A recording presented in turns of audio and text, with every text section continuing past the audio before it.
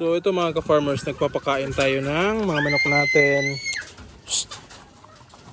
So ito mga ka-farmers, nagpapakain tayo ng mga manok natin. Ito, nasa loob pa yung pinapakainan natin.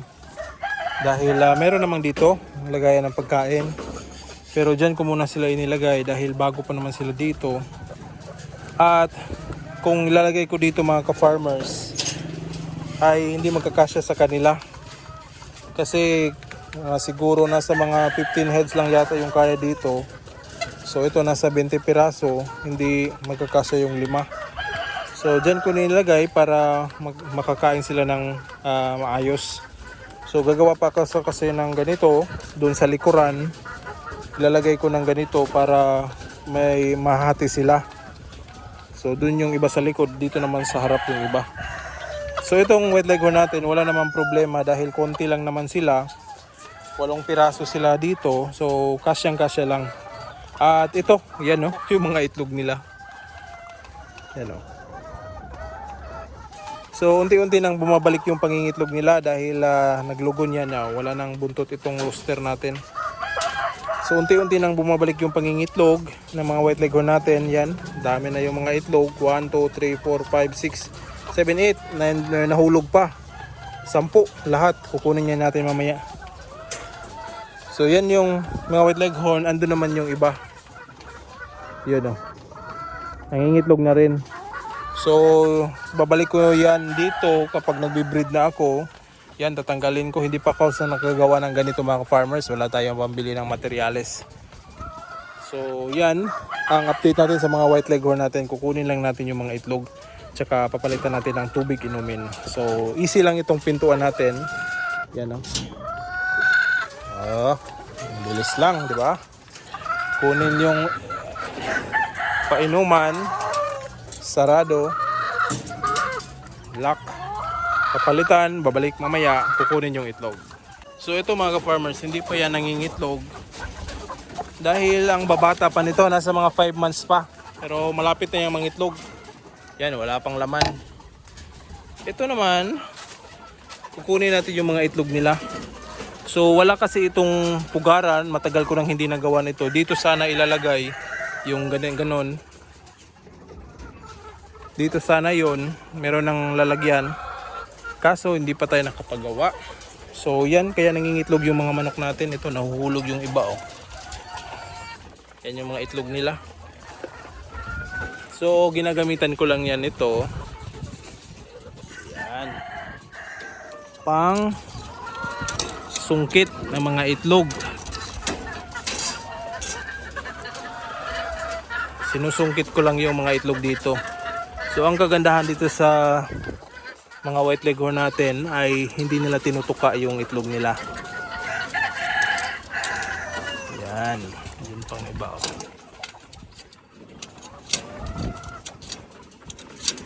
Halika dito. Isa. Boom.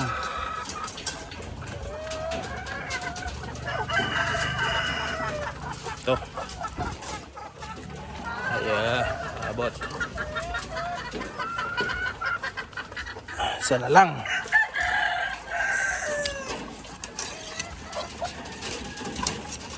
Ito ang kagandahan ng kulungan natin na ito mga ka-farmers. Kahit hindi tayo makalinis agad, hindi naman madudumihan yung mga manok natin dahil yung ipot nila nalalaga sa ilalim. At yan dry naman yung kanilang ipot. Alright. So itong stick babalik ko lang dito. Diyan ko na inilagay yan. Pag kailangan, kukunin lang. So ito yung mga itlog nila ngayong araw na ito. So yung iba naman kukunin natin. So ito naman yung isang batch natin ng white leghorns. Yan nangingitlog na sila. May 4 na itlog dito. So papakainin muna natin ito. Layer crumble yung bibigay natin sa kanila.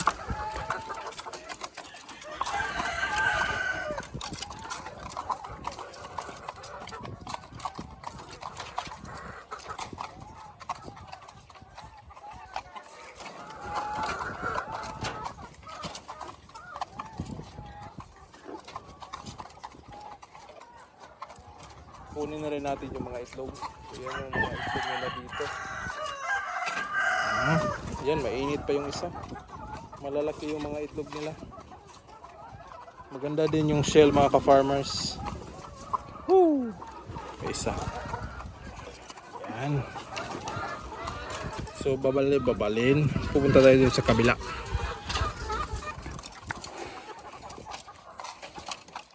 So itong kulungan ko ito mga ka-farmers, itong kawayan na ito, matagal na rin na ginagamit ko ito. So kahit ngayon magagamit pa rin natin.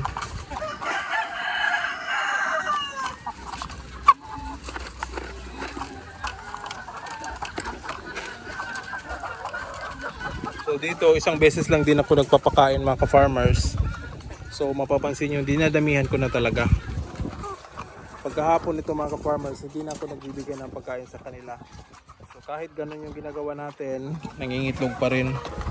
Yan o, malaki o. Magaganda pa rin yung iniitlog nila o. So once a day lang talaga ako nagpapakain sa mga manok ko. Except kung mayroon tayong mga sisiw. Pero kung walang sisiw, isang beses lang talaga. Sa hapon hindi na ako nagpapakain. Alright. So ito rin yung mga pullet natin mga ka-farmers na heritage crosses. Inumpisahan ko na rin silang pakainin ng layer crumble. So mapapansin nyo, yan, yung pellets ay Integra 3000 at yung crumble naman, yan yung layer crumble natin. So dahil malapit na yung mangitlog, inuumpisahan ko na silang pakainin ng layer crumble. So yan sila. Ito ay kasama ng batch na nandun sa kabilang pen, nandun. Ito ang kasama, pero ito lang yung pinapakain ko muna ng layer crumble.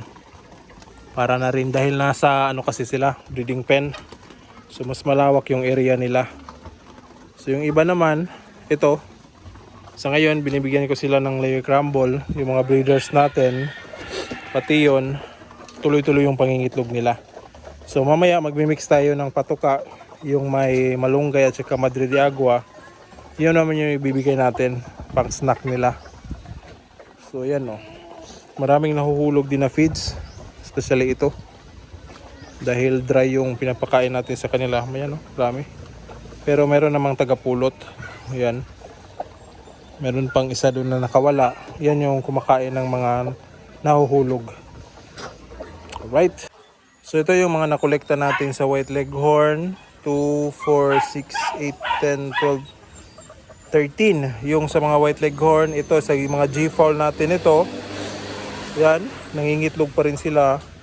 Ito pwede na natin itong pangulam. Parang may crack yung isa. So pangulam, ito naman yung nakuha natin sa mga heritage breed natin ngayong umaga na ito. So kung iipunin ito, marami na talaga yan. Yan o.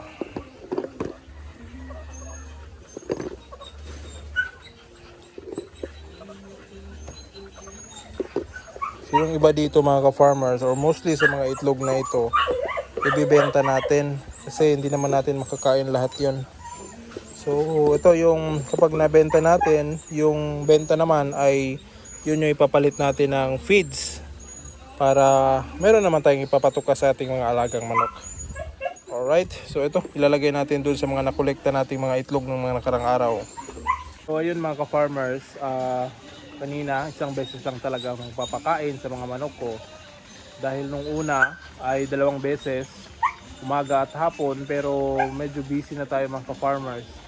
So kapag nagpapakain ako ng umaga, minsan naabutin ako ng tanghali.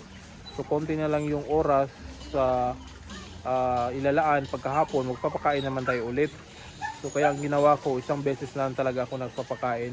So yun na nga, para na rin makatipid, yung pagkain ng isang manok ay 2 na. So pang umaga at pagkahapon, ibigay na lang natin ng isahan. Para naman mas makakatipid tayo sa oras. At at the same time, makakatipid na rin sa feeds dahil hindi naman talaga insaktong 110 grams yung binibigay natin. So nasa mga 90 grams lang o 80 grams lang yung binibigay natin, pero nangingitlog pa rin sila. So maganda rin yung pangangatawan, nakakasave na tayo sa patuka, nakakasave na tayo sa oras ng pagpapakain sa kanila.